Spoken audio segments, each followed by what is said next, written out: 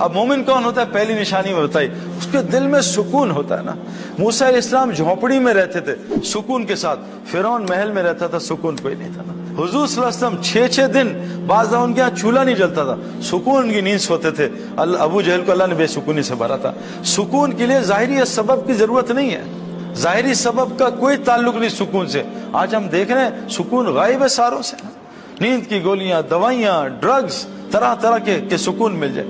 Number 2، اللہ کہہ رہے ہیں کہ بے خوف زندگی دوں گا، کوئی خوف نہیں ہوگا۔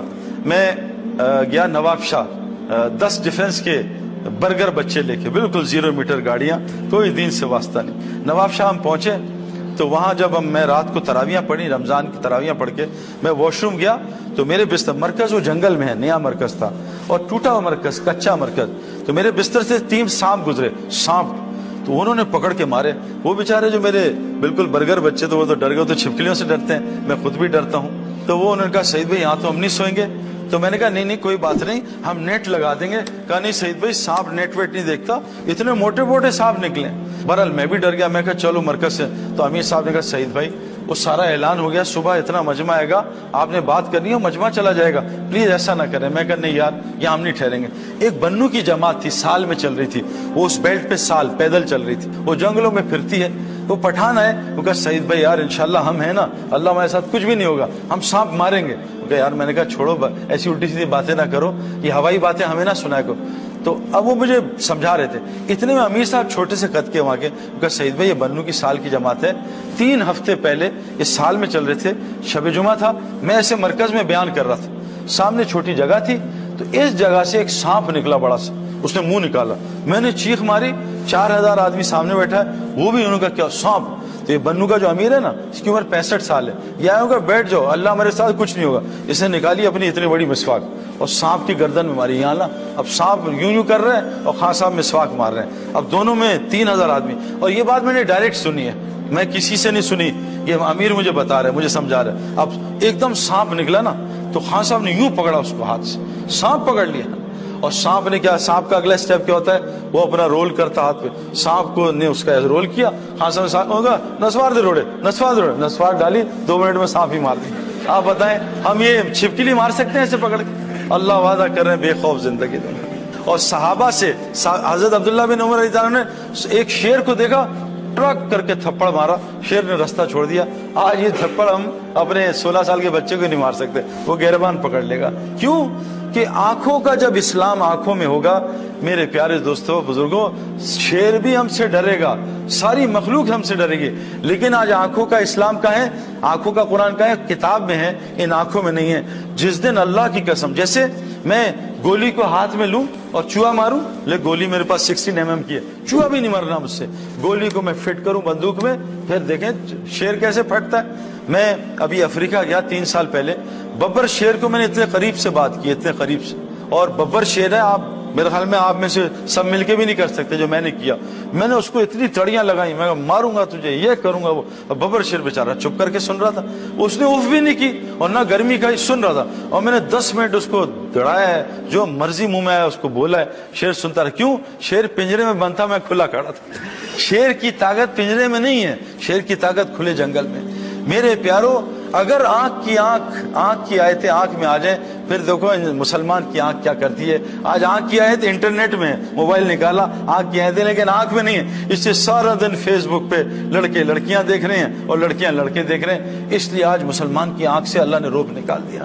آج اس کی زبان میں اثر نہیں، کیونکہ زبان کی آیتیں زبان میں نہیں ہے، سارا دن زبان جھوٹ بولتی ہے، سارا دن غیبت کرتی ہے، کبھی کسی پریزیڈنٹ کو پکڑ لیتی ہے، کبھی پرائم منسٹر کو پکڑ لیتی ہے، کبھی پڑوسی کو سارا دن زبان غیبت کرتی ہے۔ ہماری زبان میں آج کوئی اثر نہیں رہا۔ اللہ کہہ رہے ہیں تمہیں بے خوف زندگی دوں گا، اس کو حیات طیبہ۔ نمبر 3، تمہاری دعاؤں کو قبول کروں گا۔ آج سچ بتائیں، حضور صلی اللہ علیہ وسلم نے فرمایا سورہ فاتحہ میں ہر علاج ہے موت کے علاوہ۔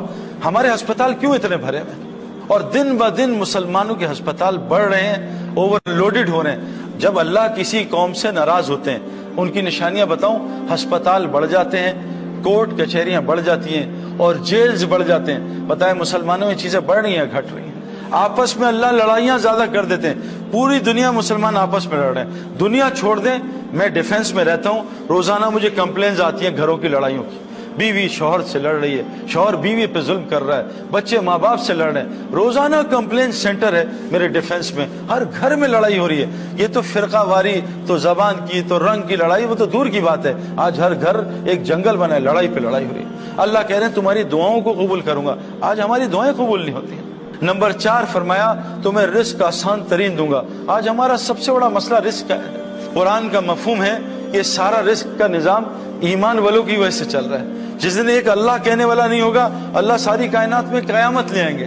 آپ نے کبھی دلہا دلہن کو دیکھا ہے؟ دلہا دلہن کو شادی میں کونے میں رو رہے ہیں، کیا ہوا؟ ہمارے کھانے کا کیا ہوگا؟ کوئی ایسا پاگل دلہا دلہن ہوئے؟ سارے باراتی دلہا دلہن کی وجہ سے کھانا کھاتے ہیں، دلہا دلہن اپنے لیے رو رہے ہیں، اللہ ہمارے کھانے کا کیا ہوگا؟